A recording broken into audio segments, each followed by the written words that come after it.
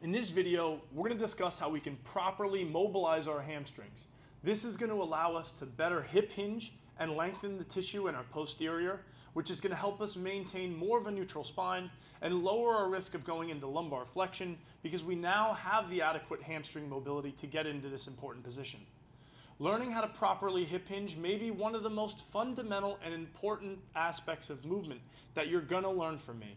And I hope today, after learning a little bit about hamstring lengthening and how to get into a better position, you feel more confident than ever picking things up with good form. One injury to our lower back could negatively impact our lives forever. Learning this process will change your life and how we use leverage to properly lift things and how we can use our lower body as the main muscle group to pick things up. In this video, all we're going to need is a lacrosse ball, a foam roller, as well as the edge of a doorway. The first thing we want to do is start promoting some blood flow and increasing the fluid dynamics to our hamstrings, hydrating the tissue and making us more effective at lengthening the tight tissue and then properly engaging them during our hip hinging movement. Myofascial release, hamstring smash. With our lacrosse ball in hand, let's start by sitting on a bench or a chair, lift one leg and place the lacrosse ball under your hamstring. We will start closer to the origin, which is near our glute, and then slowly work our down toward the insertion right behind our knee. While sitting on the ball, take the other hand and apply force down on the top of your leg to help apply more pressure. Once we find a tender spot, we want to slowly go through knee flexion and extension. While performing this, you can also rotate your hip internally and externally to search for a new sensitive spot. We want to perform a set of 15 repetitions per side. The hamstrings are a group of muscles located at the back of the thigh. There are three muscles that make up this generalized muscle group that's involved primarily in hip extension and knee flexion. These muscles are crucial for activities such as walking, running, and jumping, as they are facilitating hip extension and knee flexion.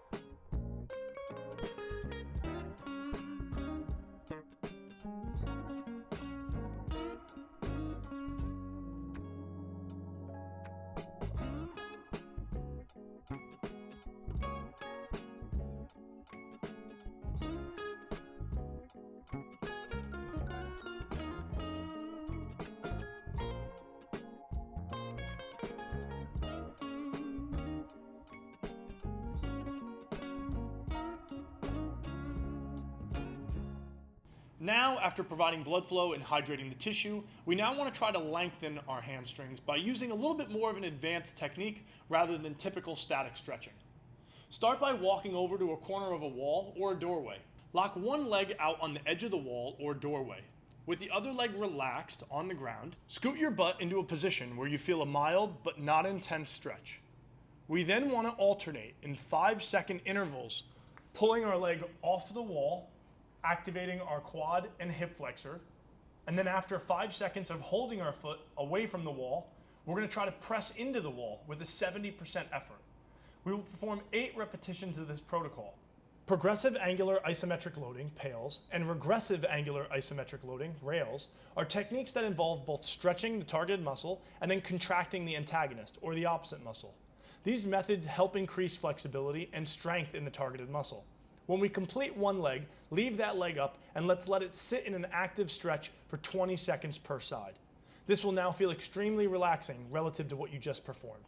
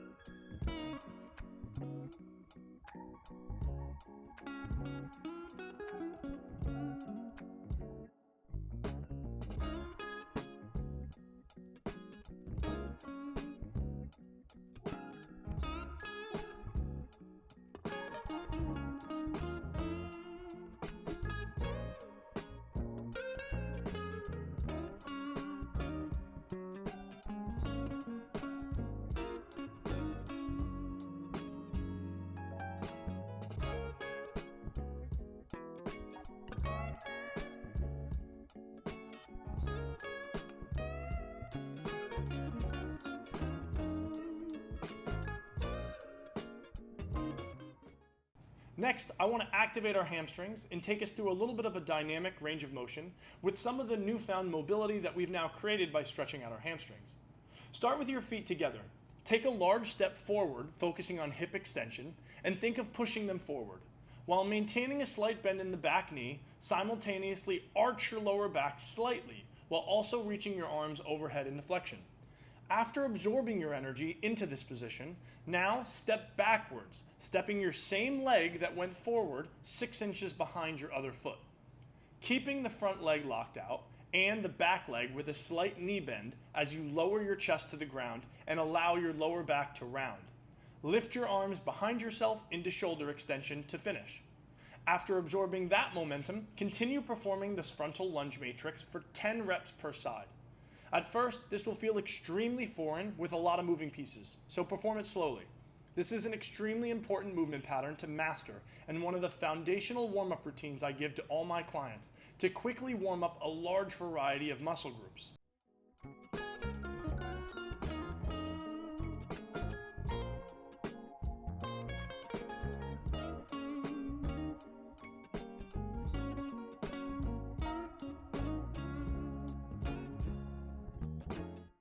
Foam roller push away. Lastly, I want to apply some of this new hamstring mobility to the most applicable scenario we're going to need to know for it: hip hinging.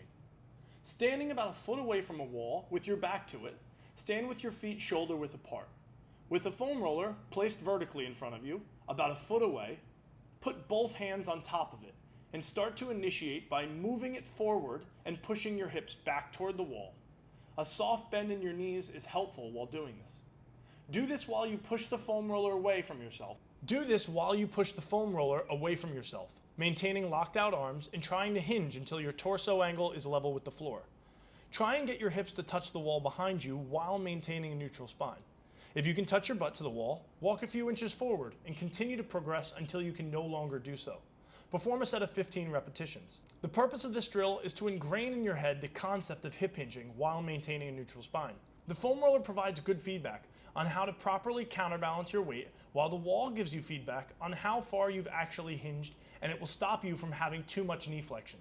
Search for a big stretch in your hamstrings as you do this while also practicing bracing your core as if you're about to lift a heavy load.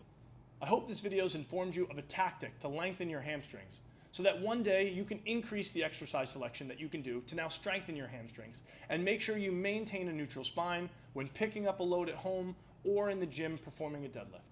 Thank you for being here. I hope you take care of yourself because your future self is going to thank you. I'll see you at the next video.